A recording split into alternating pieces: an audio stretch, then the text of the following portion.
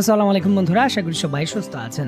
মার্কিন president Joe Biden তার ক্ষমতা ছাড়ার একেবারে দ্বারপ্রান্তে, এবং ঠিক এমতো অবস্থায় তার যিনি মুখপাত্র রয়েছেন মিস্টার জ্যাক সুলিভান ডোনাল্ড ট্রাম্পের কাছে প্রকাশ্যে অনুরোধ করেছেন যে পেন্টাগন থেকে 1,00,000 কর্মচারীকে ফায়ার করলেও যাতে ডোনাল্ড ট্রাম্প এই জায়গায় মিস্টার জো বাইডেনের নিজস্ব অ্যামিউনিশন উৎপাদনের যে প্রক্রিয়া রয়েছে, যে যুক্তরাষ্ট্র অ্যামিউনিশন উৎপাদন বৃদ্ধি করবে, সেই প্রক্রিয়াটা যাতে বাতিল না করে $50 মিলিয়ন করে প্রতি বছর এই জায়গায় বিনিয়োগের যে সিদ্ধান্ত নিয়েছে যুক্তরাষ্ট্র, সেটা যাতে বাতিল না করে এই বিষয়ে তিনি অনুরোধ জানিয়েছেন। যুদ্ধক্ষেত্রে 155 এর আর্টিলারি শেল খুবই গুরুত্বপূর্ণ, যেটা কিন্তু যুক্তরাষ্ট্র এক সময়ে মাত্র 15,000 প্রতি মাসে তৈরি করত। বর্তমানে যেই সক্ষমতা 55,000 প্রতি মাসে দাঁড়িয়েছে, এবং যুক্তরাষ্ট্রের পরিকল্পনা 2026 সালে এই উৎপাদন প্রতি মাসে তারা 1,00,000 নিয়ে যেতে পারবে। এখানে আপনাদের সুবিধার্থে বলে রাখা ভালো যে যুক্তরাষ্ট্র বর্তমানে প্রতি মাসে 55,000 আর্টিলারি শেল যে জায়গায় তৈরি করে, সেখানে রাশিয়া বর্তমানে প্রতিদিন ইউক্রেনের যুদ্ধক্ষেত্রে 15,000 আর্টিলারি শেল নিক্ষেপ করছে। এত ম্যাসিভ ফায়ার পাওয়ারকে যুক্তরাষ্ট্র তার উৎপাদন ব্যবস্থা দিয়ে মোকাবেলা করতে পারবে না। আর এই জন্যই কিন্তু মাত্র একদিন পূর্বে ন্যাটোর যে সম্মেলন হয়েছে, বৈঠক হয়েছে ইউক্রেনকে কেন্দ্র করে, যুক্তরাষ্ট্র এবং তার মিত্র দেশরা সিদ্ধান্ত নিয়েছে যে ইউক্রেনকে আনুষ্ঠানিকভাবে ন্যাটোর সদস্যপদ দেওয়া হবে। আর ন্যাটোর এই সদস্যপদ দেওয়ার কারণে সকল দেশ বাধ্য থাকবে ন্যাটোর দেশ হিসাবে ইউক্রেনকে রক্ষা করার জন্য, এবং তারাও কিন্তু সামরিক অস্ত্র দিতেও বাধ্য থাকবে এবং এই যোগানটা দেবে। আর এর জন্যই তারা সিদ্ধান্ত নিয়েছে এই ইউক্রেনকে ন্যাটোর সামরিক সদস্যপদ দেবে। যুক্তরাষ্ট্রের এই সিদ্ধান্ত একেবারে প্রকাশ্যে আসার সাথে সাথেই রাশিয়ার যিনি মিলিটারি চিফ অ্যান্ড কমান্ডার রয়েছেন, তিনি সরাসরি যুক্তরাষ্ট্রের যিনি মিলিটারি চিফ অ্যান্ড কমান্ডার রয়েছেন তার সঙ্গে আলাপ আলোচনা করেছেন, অত্যন্ত বিরল একটি টেলিফোন আলাপে। সেখানে কিন্তু এই বিষয়গুলো নিশ্চিত হতে চাচ্ছে দুই দেশ যে এই জায়গায় যে পরমাণু যুদ্ধ শুরু হওয়া, সেটা আসলে কতটুকু দ্বার প্রান্তে। কারণ এই জায়গায় ন্যাটোর সদস্যপদ যদি ইউক্রেনকে দেওয়া হয়, সাথে সাথেই কিন্তু ন্যাটোর যে 5ম অনুচ্ছেদ রয়েছে, যে একটি ন্যাটো দেশে আক্রমণ সকল দেশের মধ্যে আক্রমণ, সাথে সাথে সকল দেশ বাধ্য থাকবে তার প্রতিক্রিয়া জানাতে এবং সেই যুদ্ধে অংশগ্রহণ করতে। তাহলে এই ঘোষণার সাথে সাথেই কিন্তু ন্যাটো এবং রাশিয়ার সঙ্গে সর্বাত্মক যুদ্ধ শুরু হয়ে যাবে। কারণ তখন কিন্তু সেই দেশগুলো রাশিয়ার ভেতর আক্রমণের আনুষ্ঠানিকভাবে আইনি কাঠামো পাবে।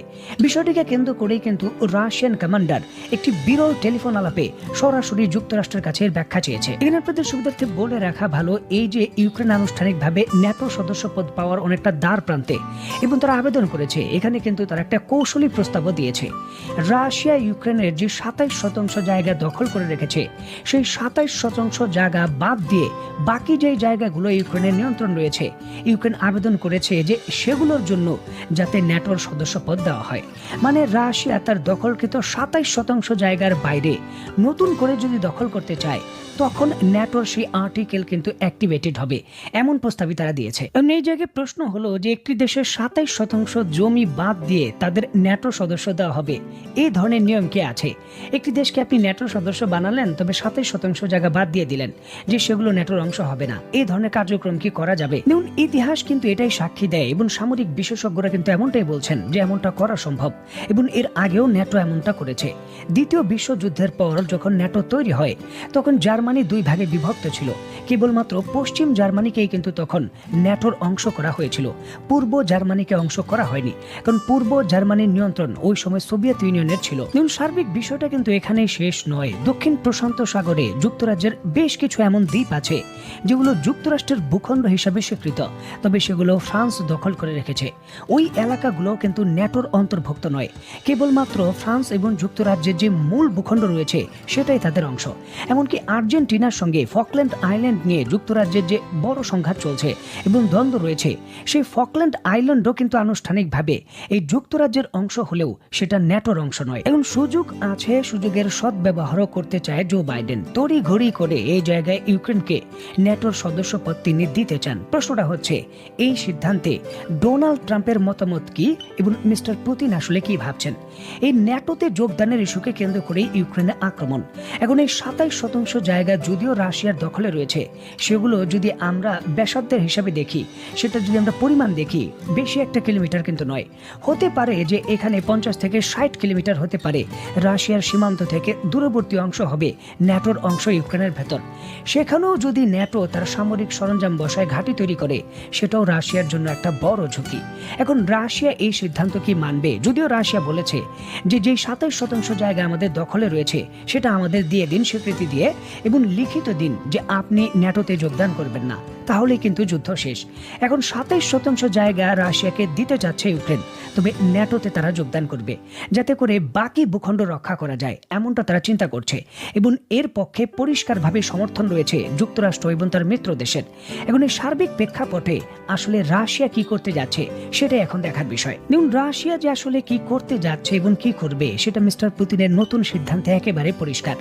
রেকর্ড পরিমাণে মিস্টার পুতিন রাশিয়ার সামরিক বাজেট বৃদ্ধি করেছেন এবং সেটার পরিমাণ বর্তমানে 126 বিলিয়ন মার্কিন ডলার। গত 3রা ডিসেম্বর প্রকাশিত হওয়া 2025 সালের বাজেটে প্রতিরক্ষা বাজেট 126 বিলিয়ন ডলার বা আগের থেকে প্রায় 32.5% বৃদ্ধি করেছে।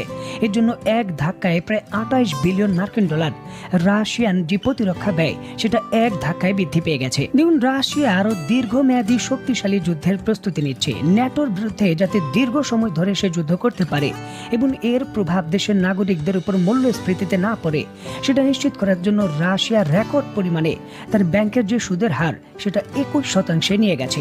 মানে এই জায়গায় রাশিয়া যে ছাড় দেবে তার কোনো ধরনের নিদর্শন বা কোনো ধরনের ইঙ্গিত রাশিয়া কিন্তু দেয়নি, বরঞ্চ আরো শক্তিশালী হামলা করবে এবং পুরো ন্যাটোর সঙ্গে প্রয়োজন পড়লে যুদ্ধ করবে, সেই বিষয়টাও কিন্তু তারা নিশ্চিত করছে। দেখুন, ক্রাইমিয়া সহ ইউক্রেনের যে 27% জায়গা রাশিয়া দখল করে রেখেছে সেটা বাদ দিয়েও যদি ইউক্রেনকে ন্যাটোর সদস্যপদ চূড়ান্তভাবে ঘোষণা করা হয়, যেটা যে কোনো মুহূর্তে ঘোষণা হতে পারে, সাথে সাথেই কিন্তু অবশিষ্ট যে 73% ইউক্রেনের জায়গা রয়েছে সেখানে রাশিয়া হামলা অব্যাহত রাখবে।